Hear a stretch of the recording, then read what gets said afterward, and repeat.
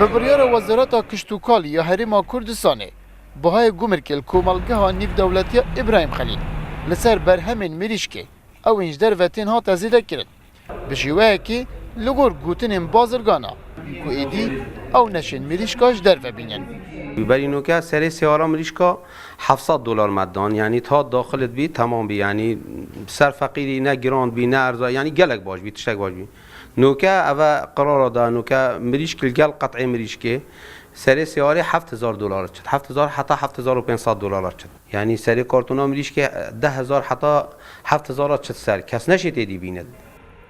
او بریار 15 ماه شباط هاتیه داد لگوری گوتنین بازرگانان جی و بریاره او ضرر من کرینه حکومت خسارت دید، ساق کرد خسارت دید، عامل خسارت دید، محاسب خسارت دید. هر شریکه که بگه باقی 5-6 انسان دف شورت کن مجبور دیبشت محاسبت خواره، دیبشت عامل خواره. شول حمید خوره به جنوب. هر جدمی جیبجی کر نافی بریاره. هیدی بازار مریشکان گراند بد. برنگه که هر کیلو اکو 600 گرامان نزدیکی 1000 دینار عراقی دیچی تسر. جبری نو که مثلا مریشک من بخواد 2 کارتون فرود آن 3 فرود آن 4 فرودن آن تاس یک دایت 5-6 کارتون آزادمی وی گفت که از نشم جبری نو که فروشم تاجری مریشک گران کردی اما مریشک دام 4 کی سر 4 و نیوا 5 کم ربع کا بدت من 50 از سحر حتی ایواری از گله 6 مریشک 7 مریشک بلا کارتون نگبد مشتری میج وقتی بدم داشتم تپیری دایم 4 و نیوا تا وی گفت که 5 و نیف مثلا سروی گران بی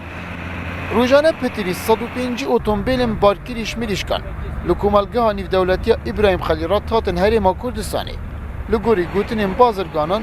جمو جولا جاران نماید ایدی چند اتومبیل کم تین هرما کردستانی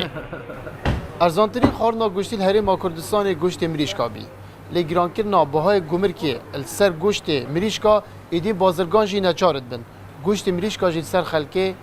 گران بکن غريب مجيد روداو